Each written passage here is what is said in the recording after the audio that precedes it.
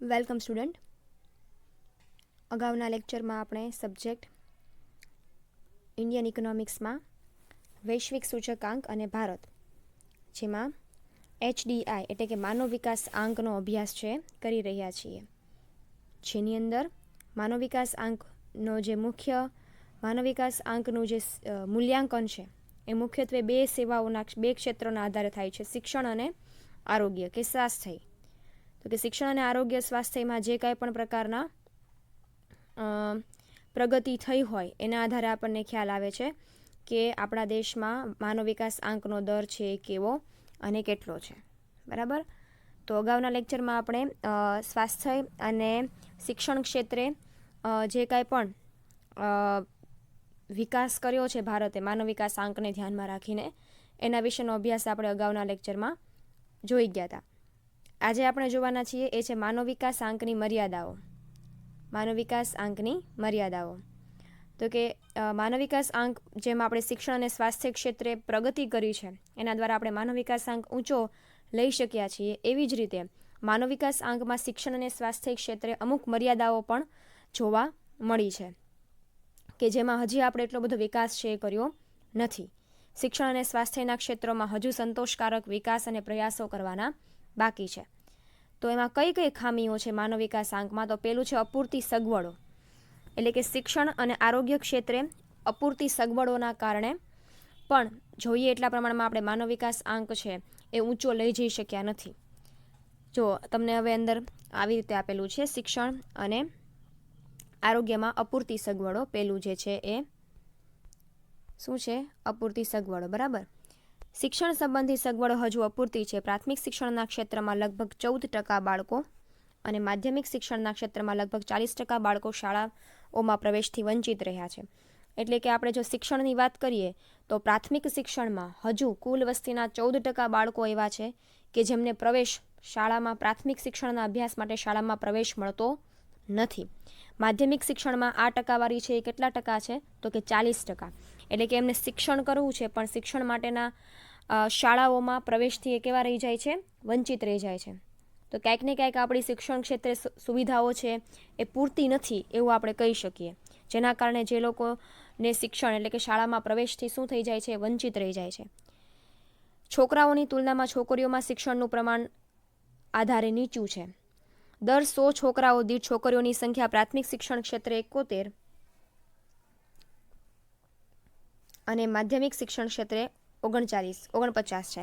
એટલે કે દર 100 છોકરાઓની સંખ્યા હોય ત્યારે સ્ત્રી શિક્ષણ પ્રાથમિક શિક્ષણમાં કેટલું છે? તો કે 71 છોકરીઓ હોય છે. 100 છોકરાઓની સરખામણીમાં 71 છોકરીઓ છે એ પ્રાથમિક શિક્ષણ મેળવે છે. જ્યારે માધ્યમિક શિક્ષણમાં પૂરા 50 છોકરીઓ પણ 100 છોકરાઓના કમ્પેરમાં હોતી નથી. એટલે કે માધ્યમિક શિક્ષણમાં 100 છોકરાઓ દીઠ 49 છોકરીઓ છે શિક્ષિત છે. અધવચ્ચે અભ્યાસ છોડી દેતા બાળકોની સંખ્યા ધ્યાનમાં લેવામાં આવે તો પરિસ્થિતિ ચિંતાજનક દેખાય. એટલે કે આપણે જો આ તો માત્ર ખાલી જે શિક્ષણનું પ્રમાણ આપણા દેશમાં કુલ વસ્તીના અમુક ટકા શિક્ષણનું પ્રમાણ ઓછું છે એની ગણતરી કરી. હવે આ શિક્ષણમાંથી અમુક વિદ્યાર્થીઓ એવા છે કે જે અધવચ્ચેથી શિક્ષણ છોડીને કોઈ પણ કામકાજ કે ધંધામાં કે મજૂરીમાં છોડાઈ જતા હોય. તો જો આપણે એ ટકાવારીને આમાં ગણીએ તો આપણા શિક્ષણની પરિસ્થિતિ છે એ કેવી છે? ખૂબ ચિંતાજનક છે. એટલે એવું કે છે કુલ વસ્તીના 14% બાળકો છે એ પ્રાથમિક શિક્ષણ મેળવે છે અને 40% બાળકો છે એ માધ્યમિક શિક્ષણમાં પ્રવેશ મેળવવાથી વંચિત રહી જાય છે. એટલે કે પ્રવેશ મેળવી શકતા નથી, ભણવું છે છતાં પણ. છોકરીઓનું જે શિક્ષણનું પ્રમાણ છે એ તો ઘણું ઓછું છે. દર 100 છોકરાઓ દીઠ પ્રાથમિક શિક્ષણમાં 71 છોકરીઓ છે, જ્યારે માધ્યમિક શિક્ષણમાં દર 100 છોકરાઓ દીઠ 49 છોકરીઓ છે હોય છે. મતલબ કે સ્ત્રી શિક્ષણનું પ્રમાણ પણ કેવું છે? ઘણું ઓછું છે. વાત કરીએ સ્વાસ્થ્ય ક્ષેત્રે અપૂરતી સુવિધાઓની, તો સ્વાસ્થ્ય ક્ષેત્રે અપૂરતી સુવિધાઓ છે. 2001માં પ્રત્યેક હેક્ટર દીઠ વતી ભારતમાં 786 છે, જ્યારે યુએસએમાં 450 અને જાપાનમાં 610 છે. દર 1 લાખ વસ્તીએ હોસ્પિટલોમાં પથારીઓ માત્ર 93 છે. પીવાના ચોખ્ખા પાણીનો પુરવઠો, ગટરની વ્યવસ્થા, હવા ઉજાસની સગવડો પણ પૂરતા પ્રમાણમાં ઉપલબ્ધ નથી. જેમ શિક્ષણ ક્ષેત્રે ક્યાંક ને ક્યાંક અસુવિધાઓ છે, એમ આરોગ્ય ક્ષેત્રે પણ કહેવાય ને કે અસુવિધાઓ છે.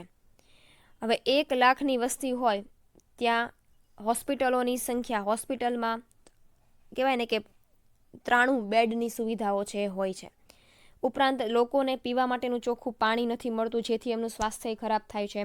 ગટરની વ્યવસ્થા નથી હોતી, હવા ઉજાસવાળું રહેઠાણ નથી હોતું, રહેઠાણની આજુબાજુમાં પ્રદૂષણ ને એવું બધું હોય છે, જેના કારણે સ્વાસ્થ્યમાં પણ આપણે પૂરતી સુવિધાઓ હજુ આપણે ઊભી કરી શક્યા નથી, જેના લીધે માનવ વિકાસ આંકમાં સ્વાસ્થ્ય અને શિક્ષણમાં થોડી ઘણી અપૂરતી સુવિધાઓના કારણે માનવ વિકાસ આંક છે હજુ આપણો થોડોક નીચો છે. બીજું મર્યાદા છે મુખ્ય, એ છે નિમ્ન કક્ષાની અને અપ્રસ્તુત ગુણવત્તા. કદાચ એવું બને કે સગવડો છે, સુવિધાઓ છે, પણ એની ગુણવત્તા સારી નથી એમ. શિક્ષણ અને સ્વાસ્થ્યના ક્ષેત્રમાં જે સગવડો ઉપલબ્ધ છે તે હરકા પ્રકારની છે, એટલે કે એની ક્વોલિટી સારી નથી, અને માનવ મૂડીના વિકાસ માટે હોવી જોઈએ એ પ્રકારની નથી.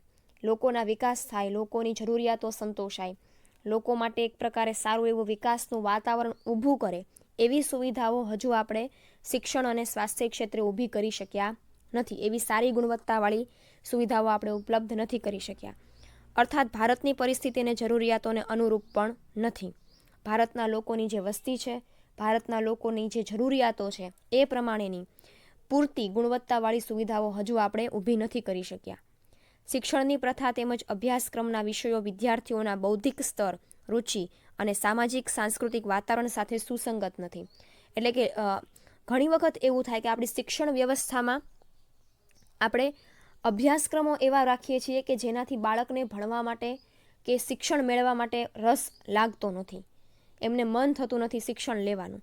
એટલે શું કહે છે કે આપણો અભ્યાસક્રમ, વિદ્યાર્થીઓને જે આપણે અભ્યાસક્રમ આપીએ છીએ એ અભ્યાસક્રમ કાં તો રુચિવાળો નથી, કાં તો એમાં બૌદ્ધિક સ્તર નથી, સારું એવું સ્તર નથી, સામાજિક અને સાંસ્કૃતિક વાતાવરણ આપણે પૂરું નથી પાડતા, જેના કારણે લોકો શિક્ષણમાં ઓછું જોડાતા હોય એવું પણ બને.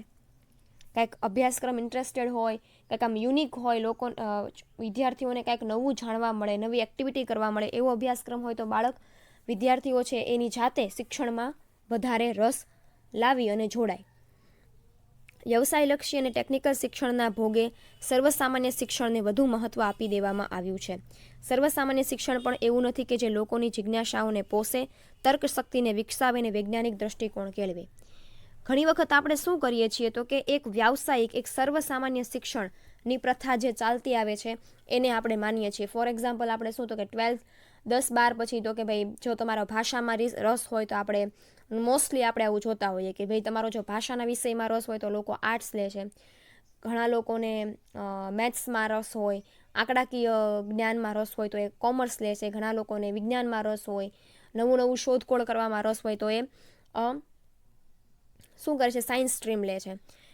શું કહે છે કે ભાઈ જે સર્વસામાન્ય શિક્ષણ છે એમ એવું નથી વિચારતા લોકો કે એક ટેકનિકલ શિક્ષણ મેળવે એમ કે જેના દ્વારા એને ભવિષ્યમાં રોજગારી મળે એવું નથી વિચારતા. એક પ્રકારનો ક્રેઝ હોય, અત્યારે જો સાયન્સનો ક્રેઝ હોય તો લોકો સાયન્સમાં જોડાય છે, એક સર્વસામાન્ય બની ગયું એમ. તો એવું નહીં, એટલે શિક્ષણ એવું હોવું જોઈએ કે જે બાળકમાં જિજ્ઞાસા પેદા કરે. તો કાંઈક આપણી શિક્ષણ વ્યવસ્થામાં પણ ખામી છે, નિમ્ન સ્તરની છે, એની ગુણવત્તા એટલી બધી સારી નથી જેથી શિક્ષણમાં લોકો છે એ વધારે જોડાય, તર્કશક્તિને વિકસાવે, વૈજ્ઞાનિક દ્રષ્ટિકોણ કેળવે, બાળકનું માઇન્ડને વધારે શાર્પ કરે એવી શિક્ષણ, એવો અભ્યાસક્રમ હોય તો શિક્ષણમાં પ્રમાણ છે એ ઊંચું જાય. સ્વાસ્થ્ય ક્ષેત્રે પણ પરિસ્થિતિ લગભગ એવી જ છે. આધુનિક તબીબી વ્યવસ્થા માટે સાધનો ફાળવવામાં આવે છે, એનો મોટો ભાગ એવા રોગોના ઇલાજ પાછળ ખર્ચાય છે જે ભારતના સરેરાશ ગરીબ નાગરિકોના નહીં પણ પશ્ચિમના દેશોમાં વ્યાપકપણે પ્રવર્તમાન થતા રોગો છે જે સામાન્યતઃ ભારતના અમીર વર્ગના લોકોમાં જોવા મળે છે. ભારતની દેશી ચિકિત્સા પદ્ધતિની અવગણના કરવામાં આવી છે, જોકે આ પદ્ધતિઓ ઓછી ખર્ચાળ અને અસરકારક પુરવાર થઈ શકે. તો નિમ્ન કક્ષાની પ્રસ્તુતિ અને અપ્રસ્તુત ગુણવત્તા, એમાં શિક્ષણ ક્ષેત્ર જોયા પછી સ્વાસ્થ્ય ક્ષેત્ર શું કહે છે તો કે આપણા દેશની જે તબીબી વ્યવસ્થા છે એ આધુનિક સાધનો છે, પણ એ આધુનિક સાધનો એવા છે કે જે આપણા દેશના અમીર વર્ગના લોકો છે એ એનો ઉપયોગ કરી શકે છે. આપણી તબીબી વ્યવસ્થા એવી છે કે જેમાં ગરીબ વર્ગના લોકો માટે એ ઇલાજની સુવિધાઓ છે એ ખૂબ ખર્ચાળ છે, જે ગરીબ વર્ગના લોકો પહોંચી શકતા નથી. એટલે કે આપણી જે સ્વાસ્થ્ય ક્ષેત્રે જે તબીબી વ્યવસ્થા છે થોડીક આધુનિક બની ગઈ છે, આધુનિક સાધનો આવી ગયા છે, પણ એ એટલી ખર્ચાળ છે કે જે ગરીબ વર્ગના લોકો માટે નથી. પણ જે મોસ્ટ ઓફ કહેવાય ને કે પશ્ચિમના દેશો જે કાંઈ પણ રોગના ઈલાજ માટેની તબીબી સુવિધાઓનો ઉપયોગ કરે છે, જે ભારતના અમીર વર્ગ લોકો જે છે, અમીર વર્ગ છે, એ જ એ સુવિધાઓનો લાભ મેળવી શકે છે. અને જે દેશી ચિકિત્સા પદ્ધતિ છે એ પ્રમાણે હવે કોઈ લોકો છે એટલું બધું સ્વાસ્થ્ય ક્ષેત્રે ધ્યાન આપતા નથી. દેશી ચિકિત્સા પદ્ધતિઓનો ઉપયોગ છે એટલો બધો કરતા નથી, જે હકીકતમાં કેવી છે, ઓછી ખર્ચાળ છે. એમાં એટલો બધો ખર્ચ છે એ થતો નથી. તો આ રીતે સ્વાસ્થ્ય ક્ષેત્રે પણ ઘણી બધી તબીબી વ્યવસ્થાઓ છે એ પૂરતા પ્રમાણમાં નથી એમ. અને જે પૂરતા પ્રમાણમાં છે તો એનો લાભ અમીર વર્ગને વધારે મળે છે, ગરીબ વર્ગને ઓછો મળે છે. હવે છે અસમતુલા. શિક્ષણના ક્ષેત્રમાં અનેક અસમતુલાઓ પ્રવર્તમાન છે. દાખલા તરીકે પ્રાથમિક અને માધ્યમિક શિક્ષણની સરખામણીમાં ઉચ્ચ શિક્ષણ માટે વધુ સાધનો મેળવવામાં આવે છે. વિનિમય અને વાણિજ્યની પદવીઓ ધરાવતા યુવાનોને રોજગારી મળતી નથી, જ્યારે ટેકનિકલ શિક્ષણ ધરાવતા યુવાનોની અછત પ્રવર્તે છે. મોટાભાગની વસ્તી ગ્રામ્ય વિસ્તારમાં રહે છે અને તેમાં નિરક્ષરતાનું પ્રમાણ ઊંચું છે. અસમતુલા શેમાં છે? તો કે ભાઈ શિક્ષણમાં વાત કરીએ તો પ્રાથમિક અને માધ્યમિક શિક્ષણની સરખામણીમાં ઉચ્ચતર શિક્ષણ જે છે એ વધ્યું છે, પણ એ સાથે કહેવાય ને કે જે શિક્ષણની પદવીઓ વિદ્યાર્થીઓએ વિનિમય માધ્યમમાં કે વાણિજ્યના માધ્યમમાં, એટલે કે આર્ટ્સમાં કે કોમર્સમાં જે કાંઈ પણ પદવીઓ ધરાવતા યુવાનો છે એમને રોજગારી નથી મળતી. બરાબર, એટલે કે જે કાંઈ પણ આપણે શિક્ષણ મેળવીએ છીએ, પ્રાથમિક, માધ્યમિક છે, ઉચ્ચતર માધ્યમિક શિક્ષણ મેળવીએ છીએ, ઘણી વખત એવું થાય છે કે પ્રાથમિક, માધ્યમિક અને ઉચ્ચતર માધ્યમિક શિક્ષણ મેળવ્યા પછી શિક્ષણ મેળવવાનું વિદ્યાર્થીઓ બંધ કરી દે છે. અથવા તો શિક્ષણ મેળવે છે, એમની પાસે પદવી છે, તો પણ એમની પાસે પૂરતા પ્રમાણમાં રોજગારી નથી મળતી. ટેકનિકલ શિક્ષણ ધરાવતા લોકોની અછત છે. અને મોટાભાગની વસ્તી છે એ કેવી છે? ગ્રામીણ વસ્તી છે. જે ગ્રામીણ વસ્તીમાં છે સાક્ષરતાનું પ્રમાણ એટલું બધું છે નહીં, એટલે કે નિરક્ષરતાનું પ્રમાણ કેવું છે? ખૂબ ઊંચું છે. તો આ મુખ્ય 3 મર્યાદાઓ છે માનવ વિકાસ આંકની. પહેલી છે અપૂરતી સગવડો, બીજું છે નિમ્ન કક્ષાની અને અપ્રસ્તુત ગુણવત્તા, અને ત્રીજું છે અસમતુલાઓ. એના પછી છે ભારતમાં માનવ વિકાસાંક અને આર્થિક વિકાસની અસમતુલા. એટલે કે આપણે આર્થિક વિકાસને જોવા જઈએ અને માનવ વિકાસને જોવા જઈએ તો આપણા દેશમાં આર્થિક વિકાસ અને માનવ વિકાસ એ બંનેમાં પણ શું જોવા મળે છે? અસમતુલા જોવા મળે છે. ભારતના અનુભવના સંદર્ભમાં 1996ના હ્યુમન ડેવલપમેન્ટ રિપોર્ટમાં કહ્યું છે કે આર્થિક વિકાસ અને માનવલક્ષી વિકાસનો છેલ્લા 40 વર્ષનો અનુભવ બતાવે છે કે આર્થિક વિકાસ સાથે માનવલક્ષી વિકાસ સિદ્ધ ન થતો હોય એવી એકતરફી પ્રગતિ આટલા લાંબા સમય સુધી ચાલતી રહેવી જોઈએ નહીં. એટલે શું કહે છે કે તમારો દેશ છે એ આર્થિક રીતે વિકસિત હોય પણ ત્યાંના લોકોનો વિકાસ ન થાય તો એ યોગ્ય નથી. જેટલો તમે આર્થિક રીતે ડેવલપ છો, તમારી આર્થિક પ્રવૃત્તિઓ તમે ડેવલપ છો, આર્થિક રીતે તમે વિકસિત દેશ છો, પણ એની સાથે માનવલક્ષી વિકાસ પણ થવો જરૂરી છે. એકતરફી વિકાસ હોવો જોઈએ નહીં. એટલે કે કોઈ પણ એક દેશ એવો ન હોવો જોઈએ કે જેમાં આર્થિક વિકાસ હોય પણ ત્યાંના લોકોનો વિકાસ ન થતો હોય, ત્યાંના લોકોનું જીવન ધોરણનો વિકાસ ન થતો હોય, ત્યાંના લોકોની પ્રાથમિક સુવિધાઓનો વિકાસ ન થતો હોય, એવો વિકાસ ન હોવો જોઈએ. માનવ વિકાસ આંકનું જે રિપોર્ટ છે, હ્યુમન ડેવલપમેન્ટનો જે રિપોર્ટ છે, એ એવું કહે છે કે કોઈ પણ દેશ હોય એમાં જેટલો તમારો આર્થિક વિકાસ ઊંચો હોય એની સાથે સાથે તમારો માનવલક્ષી વિકાસ પણ એટલો જ ઊંચો હોવો જોઈએ. આગળ એવી ભલામણ પણ છે કે ભારતે વિકાસનું એવું માળખું પ્રાપ્ત કરવું જોઈએ જેથી રોજગારીનું સર્જન થાય, અસમાનતા ઘટે અને કુદરતી સંપત્તિ અને પર્યાવરણનું રક્ષણ થાય. તો કે ભારત આર્થિક રીતે ભલે વિકાસ તરફ ગતિ કરતો હોય પણ એના લોકોનો માનવ વિકાસ છે એ પણ થવો એટલો જ જરૂરી છે. માનવ વિકાસ ક્યારે થાય? તો કે જ્યારે દેશમાં પૂરતી રોજગારીનું સર્જન થતું હોય, પૂરતા પ્રમાણમાં રોજગારી હોય, અસમાનતા ન હોય, અસમાનતામાં ઘટાડો હોય, કુદરતી સંપત્તિ અને પર્યાવરણ છે એ પણ એટલું બધું રક્ષણ થતું હોય, ત્યારે જ તમારા દેશનો આર્થિક વિકાસની સાથે માનવલક્ષી વિકાસ શક્ય બને. જે વિકાસ અસમાનતાઓને ટકાવી રાખે છે તે વિકાસ ન તો ટકી શકે કે ના તો ટકાવી રાખવા જેવો હોય છે. એટલે કે જ્યાં લોકો વચ્ચે આવકની અસમાનતા હોય, આવકની અસમાનતા મેં તમને સમજાવેલું છે કે આવકની અસમાનતા કોને કહેવાય? તો કે તમારા દેશમાં દરેક લોકોની આવક છે એમાં ખૂબ તફાવત જોવા મળતો હોય, એટલા માટે દેશ છે એ ગરીબ વર્ગ, અમીર વર્ગ અને મધ્યમ વર્ગમાં વિભાજિત થાય છે. ગરીબ વર્ગની આવક છે એ મધ્યમ વર્ગની આવક કરતાં હંમેશા ઓછી હશે, મધ્યમ વર્ગની આવક છે એ ધનિક વર્ગની આવક કરતાં ઓછી હશે. આવકની અસમાનતા કોને કહેવાય? તો આ કહેવાય એને કે ભાઈ દરેક વર્ગ પાસે આવકનું પ્રમાણ છે એક સરખું ન હોય, રોજગારીનું પ્રમાણ એક સરખું ન હોય, ત્યારે આવા દેશનો માનવ વિકાસ આંક છે એ કેવો આવે છે? ઓછો આવે છે. આર્થિક વિકાસની સરખામણીમાં માનવ વિકાસ આંક કેવો છે? ઘણો ઓછો છે. હવે ભારતની વાત કરીએ તો ભારતની આર્થિક પરિસ્થિતિઓમાં ઘણી વિસંગતતા છે. કેરળમાં આવક ઓછી છે પણ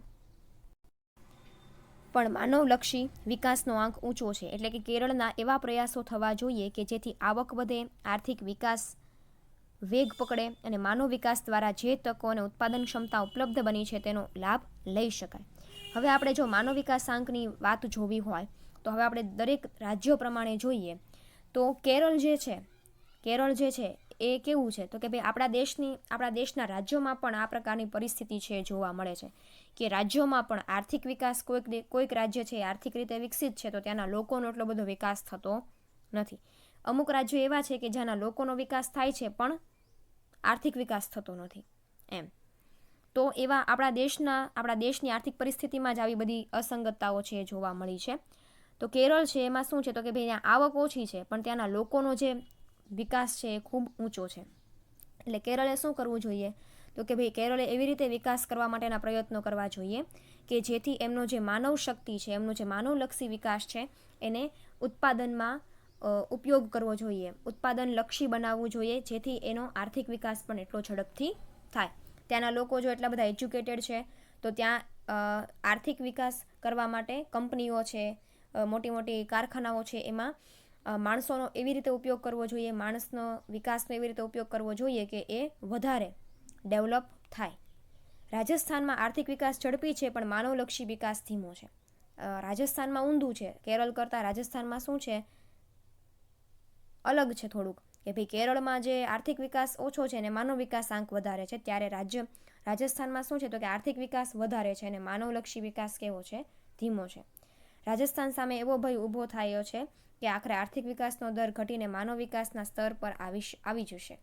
તો કે ભાઈ રાજસ્થાને શું કરવું પડે? રાજસ્થાને માનવલક્ષી વિકાસને વધારવો પડે, નહીંતર એનો આર્થિક વિકાસ પણ શું થાય? ઘટી જાય.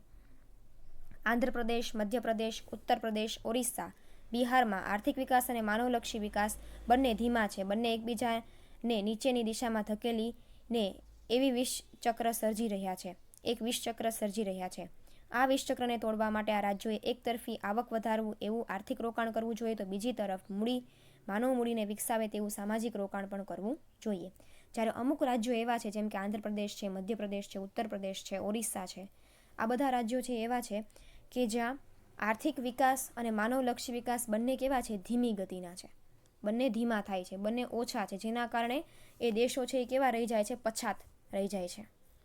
તો કે ભાઈ ત્યાં શું કરવું પડે? તો કે ભાઈ ત્યાં એમને આર્થિક વિકાસ વધારવો હોય તો પોતાની પાસે એ રાજ્યોએ પોતાની પાસે જે આવક છે એનું રોકાણ પણ એવી જગ્યાએ કરવું જોઈએ કે જ્યાં એને વધુ ને વધુ આવક વધે અને એની જે નાની માનવ મૂડી છે એનો ઉપયોગ પણ એવી જગ્યાએ કરવો જોઈએ કે એ માનવલક્ષી વિકાસ પણ શક્ય બને. પંજાબ, ગુજરાત, તામિલનાડુ, મહારાષ્ટ્રમાં આર્થિક વિકાસ અને માનવલક્ષી વિકાસ બંને ઝડપી છે. તો કે ભાઈ પંજાબ છે, ગુજરાત છે, તામિલનાડુ છે, મહારાષ્ટ્ર છે, એ બધા રાજ્યોમાં શું છે? તો કે ભાઈ ત્યાંનું બંને આર્થિક વિકાસ અને માનવલક્ષી વિકાસ બંને કેવા છે? ઝડપી છે. બંને એકબીજાને સહાયક બનીને ગતિ કરી રહ્યા છે. આ રીતે સમગ્ર ભારતમાં આર્થિક વિકાસ અને માનવલક્ષી વિકાસનું સમતોલ અને પરસ્પર પોષક ચક્ર ક્રિયાશીલ થાય એવા પ્રયત્નોની તાતી જરૂર છે. એટલે કે પંજાબ, ગુજરાત, તામિલનાડુ, મહારાષ્ટ્ર રાજ્યોમાં કેમ આર્થિક અને માનવલક્ષી વિકાસ બંને એક સરખા ચાલે છે, એમ બધા રાજ્યોમાં જો એવું થાય તો દેશનો આર્થિક વિકાસ છે એ ખૂબ ઝડપી બને. હવે આપણે જોઈએ કે માનવ વિકાસ આંકની દ્રષ્ટિએ ભારતનું સ્થાન છે એ ક્યાં છે? બધા જ દેશોની સરખામણીમાં માનવ વિકાસ આંકમાં ભારતનું કેટલા ટકા આંક છે અને ભારતનું સ્થાન છે કેટલામું છે? તો કે આ જે સર્વે છે એ માનવ વિકાસ આંકનો સર્વે છે એ વર્ષ 2009નો છે, ત્યારની માહિતી છે તમારી પાસે. ભારતની વાત કરીએ તો ભારતનો માનવ વિકાસ આંક વર્ષ 2007માં 0.612 છે અને માનવ વિકાસ આંક ધરાવતા દેશોમાં ભારતનું સ્થાન છે 134મું છે. બહુ ઓછું કહેવાય. 0.612 માનવ વિકાસ આંક હોય એટલે કે હજુ આપણે ઘણો વિકાસ કરવો પડશે, આર્થિક વિકાસ પણ અને માનવલક્ષી વિકાસ પણ. બ્રાઝિલ છે એની વાત કરીએ તો બ્રાઝિલનું છે એ 0.813 છે અને એનું માનવ વિકાસ આંક ધરાવતા દેશોમાં એનું સ્થાન છે એ 75મું છે. ઇજિપ્ત છે એનો માનવ વિકાસ આંક છે 0.703 છે અને એનું સ્થાન છે 123મું છે. એ જ રીતે આપણે જોઈએ થાઈલેન્ડ 0.787 છે અને એનું સ્થાન 87મું છે. માનવ વિકાસ આંક ધરાવતા દેશોમાં 87મું સ્થાન છે. શ્રીલંકા છે એનું 102મું સ્થાન છે 0.759 માનવ વિકાસ આંક સાથે. ચીન છે એનું 0.772 છે, 92મું સ્થાન છે. અને ઇન્ડોનેશિયા છે એનું 0.734 છે અને 111મું સ્થાન છે. આપણે જો યાદ રાખવું હોય તો ભારતનું યાદ રાખવું વધારે કે ભાઈ ભારત છે એનો માનવ વિકાસ આંક 0.612 છે અને એનો માનવ વિકાસ આંકમાં દરેક રાજ્યોમાં એનો ક્રમ કેટલામો છે તો કે 134મો છે. બરાબર. હવે આપણે એ જોઈએ કે ભાઈ ભારત માનવ વિકાસ આંક અને આર્થિક વિકાસ વચ્ચે પૂરક સંબંધ. તો કે જેટલો આપણે માનવ વિકાસ આંક અને આર્થિક વિકાસ આંક છે એકબીજા સાથે જોડાયેલા છે. બરાબર. જેટલો દેશ આર્થિક રીતે વિકસિત હશે એટલું લોકોની જીવન ધોરણ સુધરે છે, એટલું જીવન ધોરણ સુધરે એટલે લોકોનો આર્થિક રીતે માણસોનો પણ વિકાસ થશે. તો બંને વચ્ચે શું પૂરકતા છે તો કે પેલું એમાં જુઓ તમને છે ને સેન્ટેન્સ આપેલા છે, વાક્યો આપેલા છે, એનું મેં તમને અહીંયા શોર્ટમાં આપણે સમજશું એને. બરાબર. તો આવક અને સંપત્તિની અસમાનતા ઘટાડવી. જો કે તમારે આર્થિક વિકાસ અને માનવ વિકાસ બંને એકસાથે મેળવવો હોય તો શું કરવું પડે તો કે તમારા દેશમાં જે ગરીબ વર્ગ અને ધનિક વર્ગ છે એમની વચ્ચે આવકની જે અસમાનતા છે એમાં ખાસ ઘટાડો કરવો પડે. એટલે કે દરેક વર્ગ વચ્ચે આવકની એક સમાન વહેંચણી છે એ થવી જોઈએ. કોઈ વર્ગ એવો ન રહેવો જોઈએ કે જે પૈસાવાળો હોય, કોઈ વર્ગ એવો પણ ન રહેવો જોઈએ કે જેમની પાસે મૂડી ઓછી હોય, પૈસા ઓછા હોય, આવક ઓછી હોય. એમ બંને દેશો, બંને વર્ગ વચ્ચે તમારે આવકની એક સમાન વહેંચણી થાય એ પ્રમાણેની વ્યવસ્થા છે કરો તો આર્થિક વિકાસ અને માનવ વિકાસ છે એકબીજાના પૂરક બનીને જો કામ કરે તો આ આવક અને સંપત્તિની અસમાનતા ઘટાડી શકાય. બીજું છે જમીન અને કારખાના જેવી ભૌતિક અસ્કયામતો નિમ્ન સ્તરના લોકો માટે પણ લાભ બને એવી વ્યવસ્થા કરવી જોઈએ. એટલે કે જે કાંઈ પણ મોટા મોટા કારખાનાઓ છે, જમીન છે, મકાન છે, મિલકતો છે, એ મિલકતોનો લાભ દેશના નિમ્ન સ્તરના લોકો સુધી પહોંચે એવી વ્યવસ્થા ગોઠવવી જોઈએ. એવું ન થવું જોઈએ કે જે સાધનો છે એનો મોટા ભાગનો વપરાશ છે, એનો લાભ છે એ નિમ્ન સ્તર સિવાયના અન્ય વર્ગને મળે. આવી અસ્કયામતો છે એ ગરીબ લોકો છે, ગરીબ વર્ગ છે, એમના વિકાસ માટે આ બધી અસ્કયામતોનો ઉપયોગ વધારે ને વધારે કરવો જોઈએ. ત્રીજું છે રોજગારીની તકો પૂરી પાડવી. દરેક વર્ગને બને એટલી રોજગારીની તકો આપવી જોઈએ. જો એમની પાસે રોજગારી હશે, આવક મેળવવાનું સાધન હશે તો શું થશે, એમની પાસે પોતાનું જીવન જીવવામાં એ સ્વનિર્ભર બનશે. બરાબર. કે રોજગારી હોય તો તમારી પાસે આવક આવશે તો તમે તમારી પાસે બને એવી વસ્તુઓ તમારી સ્વનિર્ભર બની શકો, વ્યક્તિત્વનો વિકાસ થાય. લોકો છે એ આર્થિક રીતે સદ્ધર બને ને એટલે ઓટોમેટિક એમનું જીવન ધોરણ સુધરશે. તો શું કરવાનું કે બને એટલી રોજગારીની તકો ઊભી કરો જેથી માનવ વિકાસ અને આર્થિક વિકાસ બંને એકસાથે વધે. ચોથું છે શિક્ષણ અને સ્વાસ્થ્ય ક્ષેત્રે વધુ રોકાણ કરવું જોઈએ. એના દ્વારા શું થાય તો કે એના દ્વારા શિક્ષણ દ્વારા લોકો શિક્ષિત બનશે તો એમને રોજગારી મળશે. સ્વાસ્થ્ય ક્ષેત્રે વધુ રોકાણ કરવું જોઈએ. આપણો સ્વાસ્થ્ય છે એ સારું હોય, માનવીનું સ્વાસ્થ્ય સારું હોય તો એ પોતાના કામમાં સારું એવું કોન્સન્ટ્રેશન કરી શકે, સારી એવી કાર્યક્ષમતા એની હોય તો એ વધારે સારું એવું કામ કરી શકે. તો શું કહે છે, શિક્ષણ વધે તો એમને રોજગારી મળશે. સ્વાસ્થ્ય ક્ષેત્રે જો આપણે રોકાણ વધારશું, સ્વાસ્થ્ય ક્ષેત્રે મૂડી રોકાણ કરશું તો લોકોનું સ્વાસ્થ્ય સુધરશે, માનવી છે એ કાર્યક્ષમ બનશે, દરેક પ્રવૃત્તિઓમાં એ પોતાનો ભાગ વધારી શકશે. એના કારણે એનું જીવન ધોરણ પણ શું થાય, ઊંચું જશે. તો શિક્ષણ અને સ્વાસ્થ્ય ક્ષેત્રે જેટલું રોકાણ કરશું એનો સીધો લાભ લોકોને મળવાનો છે.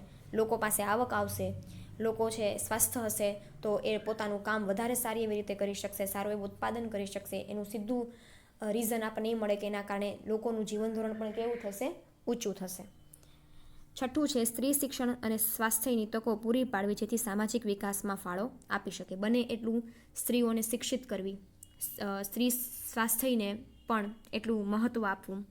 જેટલું કહેવાય ને કે એક સ્ત્રી શિક્ષિત હશે તો એની સાથે એનું આખું કુટુંબ છે એ શિક્ષિત બને, એના આખા કુટુંબની વિકાસ થાય. તો સ્ત્રી શિક્ષણ, સ્ત્રીના સ્વાસ્થ્યની તકો છે એ વધારવી જોઈએ, જેથી સમાજમાં સ્ત્રીનો દરજ્જો છે એ ઊંચો થાય. એક કુટુંબમાં એક સ્ત્રી ભણેલી ગણેલી હોય તો એ એના આખા કુટુંબ માટે વિકાસનો એક ભાગ બની શકે. તો આમ સ્ત્રી શિક્ષણ અને એના સ્વાસ્થ્યને પણ સારી એવી સુવિધાઓ પૂરી પાડવી. પછી છે 7મું, વસ્તી નીતિ અસરકારક અમલ. વસ્તી નીતિ છે એનો અમલ અસરકારક થવો જોઈએ, જેથી બાળ મૃત્યુનું પ્રમાણ ઘટે, મૃત્યુ દરનું પ્રમાણ ઘટે, જેના કારણે લોકોનું આયુષ્ય વધે, સરેરાશ આયુષ્ય વધે. વસ્તી નીતિ શું હોય તો કે ભાઈ વસ્તી નીતિમાં સરકારે અલગ અલગ નવા ધોરણો નક્કી કર્યા હોય, બરાબર. બાળ મૃત્યુ દરના ધોરણો હોય એમાં, પછી મૃત્યુ દરના ધોરણો હોય એમાં, વસ્તી છે એ કેટલા દરે વધે છે એનો વૃદ્ધિ દર એમાં હોય, લોકોનું આયુષ્ય છે એ સરેરાશ આયુષ્ય કેટલું છે એ બધા દર છે એ વસ્તી નીતિમાં આપેલા હોય. વસ્તી નીતિનો જેટલો અસરકારક અમલ થાય એટલું બાળમરણનું પ્રમાણ ઘટશે, એટલું સરેરાશ આયુષ્ય છે એ લોકોનું વધશે. આ બધા વસ્તી નીતિનો પણ એટલો સરસ અમલ થવો જોઈએ. અને 8મું છે એ છે કે આમ જનતાની પ્રાથમિક જરૂરિયાતોને પ્રાધાન્ય આપવું. ઘણી વખત એવું થાય છે કે આપણી જે જરૂરિયાતો છે એમાંથી મોટા ભાગની જરૂરિયાતો પ્રાથમિક જરૂરિયાતો છે. કહેવાય ને કે સૌપ્રથમ જરૂરિયાતો શું સંતોષાવી જોઈએ, તો કે પ્રાથમિક જરૂરિયાતો સંતોષાવી જોઈએ. તો જેટલી પ્રાથમિક જરૂરિયાતો લોકોની સંતોષાશે આવકમાંથી, એટલું કહેવાય ને કે ભાઈ લોકોનું જીવન ધોરણ છે ઊંચું જશે. તો આમ બને એટલી આપણે એવી વ્યવસ્થા કરવી જોઈએ કે જેના કારણે આપણી પ્રાથમિક જરૂરિયાતો પહેલાં સંતોષાય, ને પ્રાથમિક જરૂરિયાતો સંતોષાય પછી બીજી અન્ય જરૂરિયાતો પાછળ લોકો છે એ આવકનો ભાગ છે એ ઓટોમેટિક ખર્ચ કરશે. આમ તો કે ભાઈ આમ જો માનવ વિકાસ અને આર્થિક વિકાસ બંને એકબીજાના પૂરક ત્યારે જ બનીને કામ કરી શકે જો આટલા ફેરફારો આપણા દેશમાં આવે, બરાબર. તો અહીંયા માનવ વિકાસ આંક જે છે એ પૂરો થાય છે. HDI હ્યુમન ડેવલપમેન્ટ ઇન્ડેક્સ માનવ વિકાસ આંક છે એ પૂરો થાય છે. નેક્સ્ટ લેક્ચરથી આપણે જોશું કે ભારત અને આંતરરાષ્ટ્રીય સંસ્થાઓ વિશેનો જે ટોપિક છે એ આપણે નેક્સ્ટ લેક્ચરમાં જોઈશું. Thank you.